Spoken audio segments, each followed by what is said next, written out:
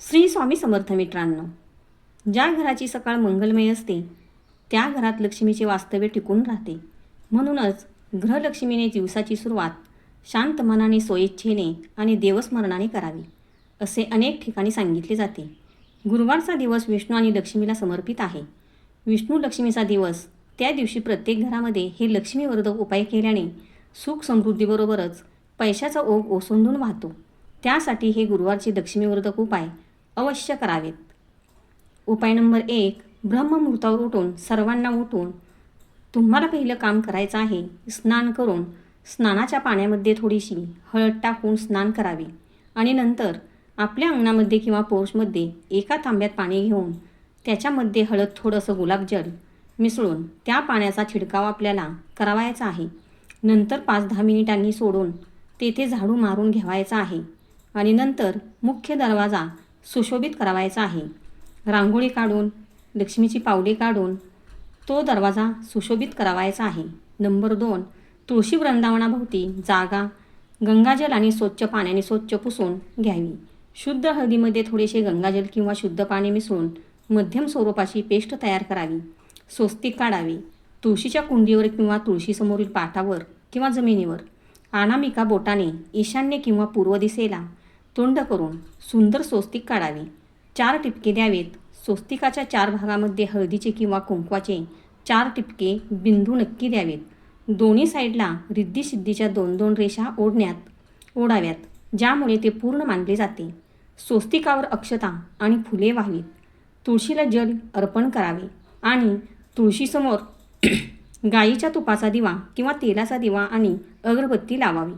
विशिष्ट गुरुवार हा गुरुग्रहाचा आणि भगवान विष्णूंचा मानला जातो. या दिवशी हळदीचे स्वस्तिक काढल्याने गुरुग्रह अत्यंत बलवान होतो आणि घरात कधीही पैशाची कमतरता भासत नाही. या दिवशी हा उपाय केल्याने पितृदोष आणि वास्तुदोष दूर होतात. उपाय नंबर 3, घरामध्ये कोणालाही त्या दिवशी साबण किंवा तेल याचा वापर करावायचा नाही. म्हणतात, गुरुवारचा दिवस हा विष्णू आणि लक्ष्मीचा दिवस असतो.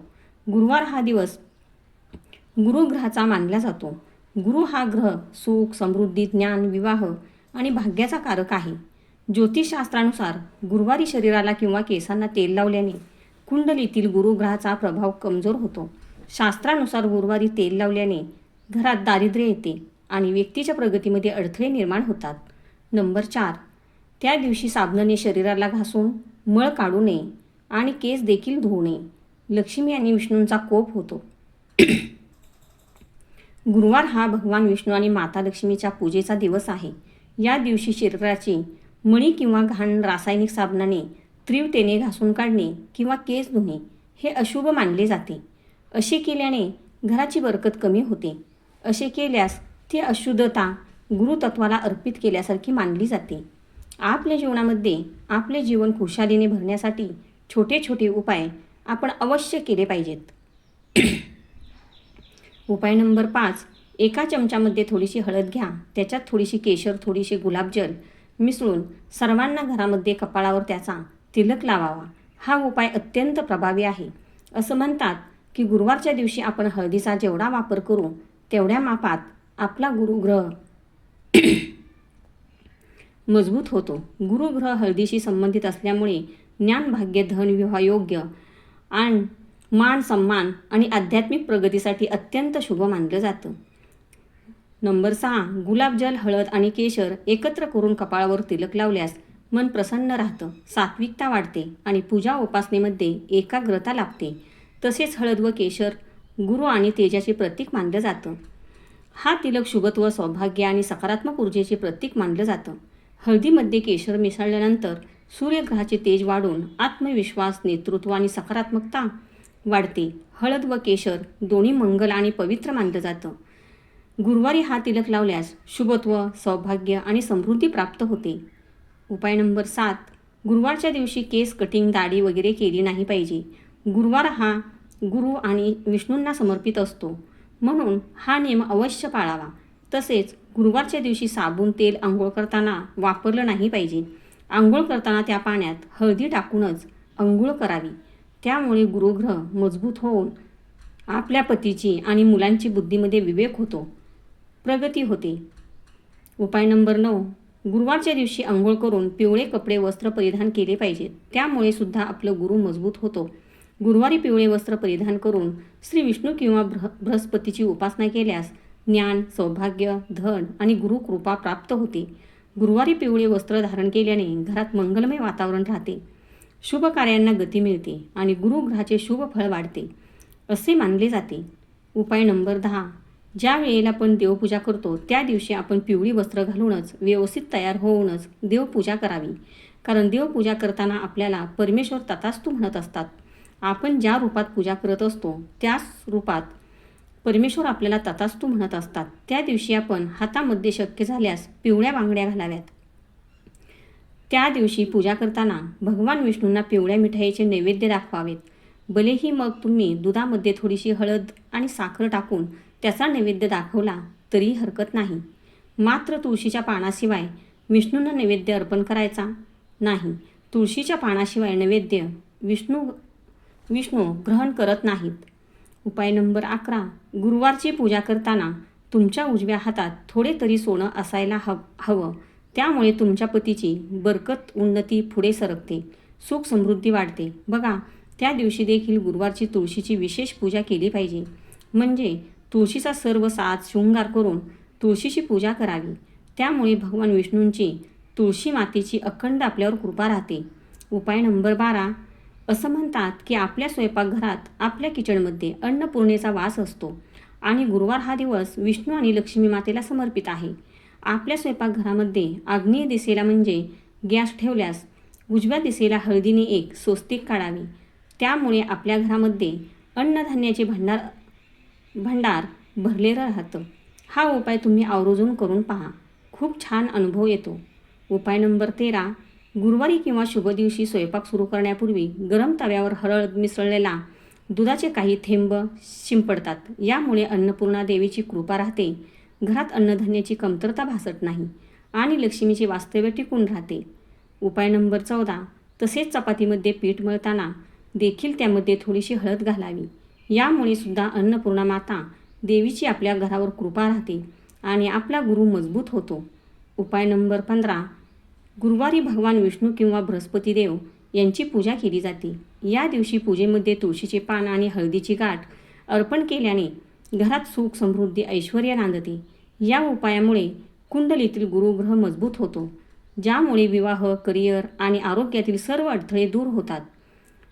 गृहलक्ष्मीने गुरुवारच्या दिवशी हे एक अवश्य काम केले पाहिजे, ते म्हणजे हळदीची गाठ किंवा 1 रुपयाचे नाणे आपल्या स्वयंपाकघरातील अन्नधान्याच्या डब्यात ठेवले पाहिजे. तसं तर तांदळाच्या डब्यात ठेवलेलं अत्यंत शुभ मंगल मानलं जातं. त्यामुळे अन्नपूर्णेचा वास आपल्या मनावर कायम स्थिर राहतो.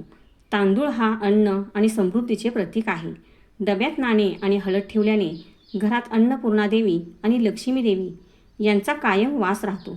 गुरु ही हळद भगवान विष्णू आणि गुरुग्रहाशी संबंधित आहे. गुरुवारी हा उपाय केल्याने कुंडलीतील गुरुग्रह बलवान होतो, ज्यामुळे मान, सन्मान आणि भाग्योदय होतो. आर्थिक चणचण दूर होते. उपाय नंबर 17. 1 रुपयाचे नाणे संपत्ती खेचून आणण्यासाठी काम करते. यामुळे घरात विनाकारण होणारा पैशाचा अपयोग थांबतो आणि बचत वाढते. हळदीमध्ये नैसर्गिकरित्या नकारात्मकता दूर करण्याचे गुणधर्म असतात. घरातील गरिबी दूर होते आणि पूर्वीच्या लोकांनी छोटे छोटे नियम आणि छोटे छोटे उपाय केलेले आहेत. पण अलीकडे आपल्याला या उपायांचा विसर पडला आहे. परंतु हेच उपाय आपण छोटे छोटे आपल्याला खूप काही देऊन जातात. ते उपाय मनामध्ये सात्विक भाव आणि श्रद्धा ठेवून केले तर आपल्याला नक्कीच याचे फळ मिळते. उपाय नंबर 18. त्या दिवशी आपल्याला आवर्जून विष्णूंचा आणि लक्ष्मी मातेचा जप करावायचा आहे. मनामध्ये आपण स्वतःला म्हणायचे आहे की मी या घरची लक्ष्मी आहे, माझ्यामध्ये सरस्वतीचा वास आहे, मी काय जे बोलेल त्या लोकांचं भलं होईल, माझ्या हातामध्ये अन्नपूर्णेचा वास आहे, मी जो स्वयंपाक बनवते तो स्वयंपाक खाणाऱ्यांचा स्वास्थ्य चांगलं राहणार आहे, मी ज्या घरामध्ये पाय ठेवणार आहे त्या घरामध्ये सुख, समृद्धी, खुशिया येणार आहेत. असे पॉझिटिव्ह विचार आपल्याला ठेवायचे आहेत. निगेटिव्ह विचार थोडेसुद्धा आपल्या मनामध्ये आणायचे नाहीत. माझ्या मैत्रिणींनो, हे उपाय तुम्ही अगदी मनापासून करा. या सर्व गोष्टी आपल्याला आपल्या पूर्वजनापासून समजतात, परंतु आपण त्याच्याकडे दुर्लक्ष करतो. श्री विष्णूंची तुळशीशिवाय विष्णुपूजा अपूर्ण मानली जाते. त्यामुळे श्री विष्णूंची पूजा करताना आठवणीने एक तुळशीचे पान श्री विष्णूंना अर्पण आठवणीने करावे. त्यामुळे घरात सुख, शांती आणि मंगल राहते. उपाय नंबर 19. भगवद्गीतेचा किंवा विष्णू सहस्रनामाचा एक अध्याय किंवा काही श्लोक वाचा. शास्त्रानुसार विष्णू स्मरणाने पापक्षय होऊन कुटुंबाचे कल्याण होते. गुरुवारी अवश्य हरभऱ्याची डाळ, हळद किंवा पिवळ्या वस्तूची दान करा. त्यामुळे बृहस्पती प्रसन्न होऊन ज्ञान, संतती, मुलांची, पतीची भरभराटी होते आणि ऐश्वर्यामध्ये वृद्धीची वाढ होते. उपाय नंबर 21. केळीचे झाड श्री विष्णूंचे प्रतीक मानलं जातं. त्यामुळे वैवाहिक सौख्य आणि कुटुंबाचे मंगल वाढते. शक्य झाल्यास दिवा प्रज्वलित करून केळीच्या झाडाची पूजा करावी. मित्रांनो, घराला स्वर्ग बनवण्याची ताकद एका गृहलक्ष्मीमध्ये असते. श्रद्धा, प्रेम आणि संस्कार यांच्या बळावरती संपूर्ण कुटुंबाचे भाग्य उजळू शकते. उपाय नंबर 22. केशरचा टिळा सलग 27 गुरुवार कपाळावर किंवा नाभीवर केशरचा टिळा लावल्यानं सर्व इच्छा पूर्ण होण्याचे मार्ग मोकळे होतात. त्यामुळे आज सांगितलेले हे गुरुवारचे उपाय नक्की करा आणि श्री विष्णू व बृहस्पतीच्या चरणी आपल्या पती, मुलं आणि संपूर्ण कुटुंबाच्या सुख समृद्धीसाठी मनापासून प्रार्थना करा. परमेश्वराकडे माझी एकच प्रार्थना आहे, तुमच्या घरातून कधीही अन्न, धन, आरोग्य आणि आनंद कमी होऊ नये. प्रत्येक गुरुवार तुमच्या कुटुंबासाठी नवीन बरकत, नवीन संधी आणि नवीन आनंद घेऊन येऊ. अशाच शास्त्र आधारित आणि भक्तिमय माहितीसाठी आपल्या चॅनलला सबस्क्राईब करा, व्हिडिओला लाईक करा आणि ओम नमो भगवते वासुदेवाय असे कमेंटमध्ये लिहायला मात्र विसरू नका. जय श्री विष्णू, जय गुरुदेव, श्री स्वामी समर्थ.